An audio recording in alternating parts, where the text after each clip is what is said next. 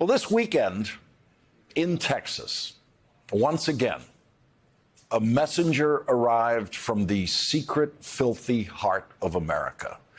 Those words were used 55 years ago to describe the man who shot and killed Bobby Kennedy. Senator Robert Kennedy was that rare kind of presidential candidate in 1968 who was loved not just by millions of people who were eager to vote for him, but by some of the toughest New York reporters who covered the junior senator from New York. None of those reporters were tougher than Pete Hamill, and no one was more angry and bitter and disgusted after Bobby Kennedy, like his brother before him, was assassinated.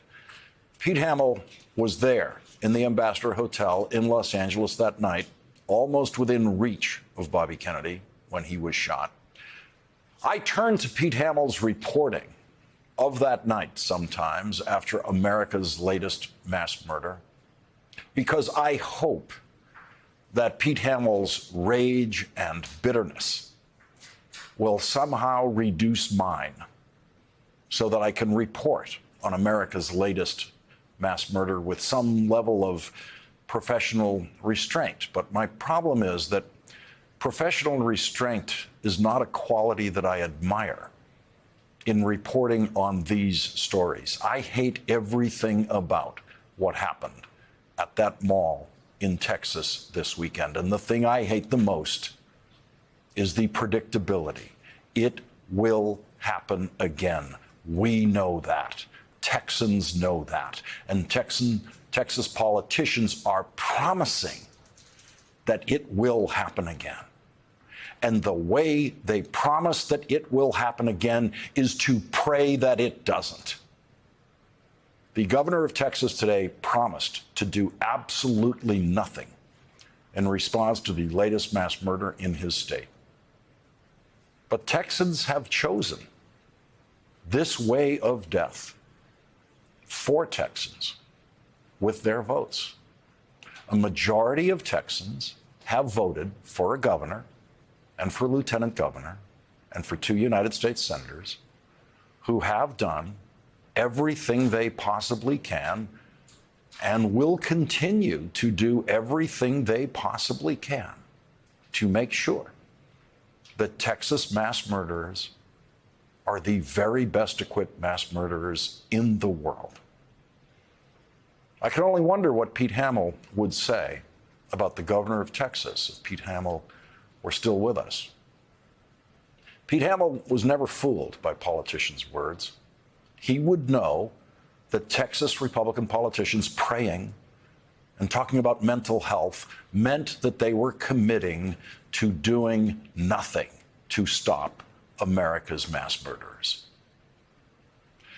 That's why when Pete Hamill wrote his eyewitness account of the assassination of Robert Kennedy, he did not limit his rage to that one man holding the gun. He let his rage loose on everyone who made sure that assassin could have that gun. When the people heard the shots at Bobby Kennedy, Pete Hamill wrote, "We knew then that America had struck again." And Pete Hamill knew that in America, nothing would change.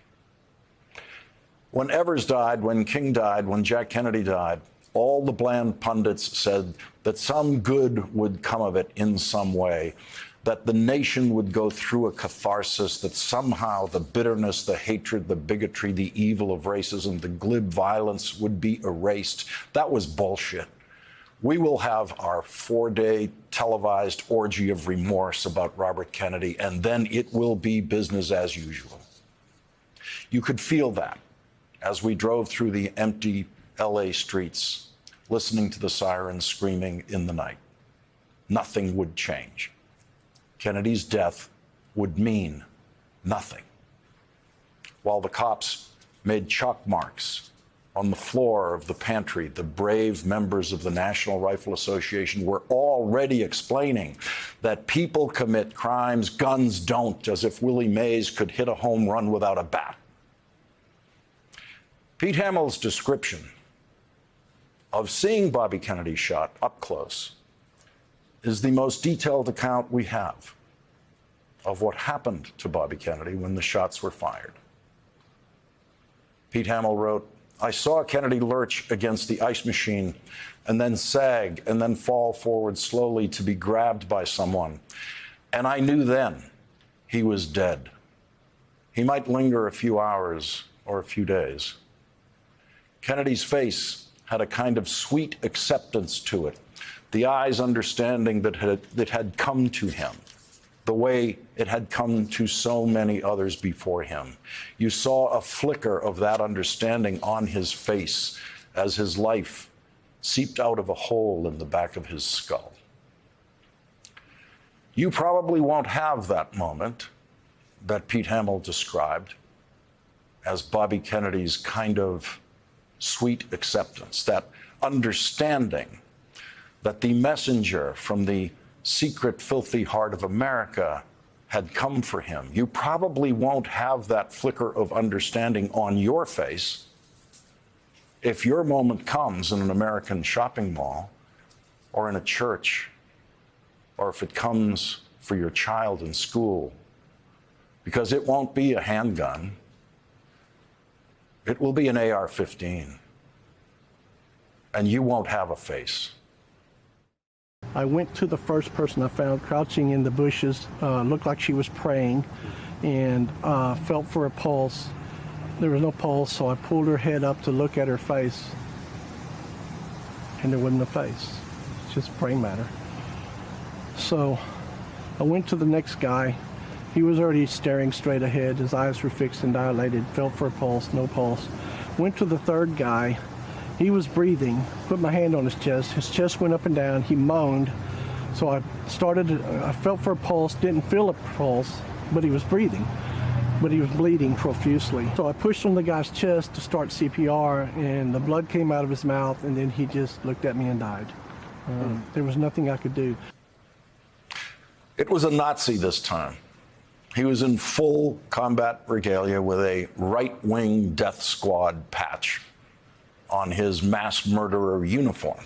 It was the same patch that was on the uniforms of some of the so-called Proud Boys who attacked the Capitol for Donald Trump on January 6th and have been now convicted of seditious conspiracy, facing 20 years in prison. Republican politicians who are now praising the violent criminal attackers of the Capitol, dressed just like this weekend's mass murderer, will be claiming that this weekend's mass murderer was mentally ill. But those people who attacked the Capitol weren't. What's the difference between those people, costumed like the mass murderer, attacking the Capitol, and the mass murderer?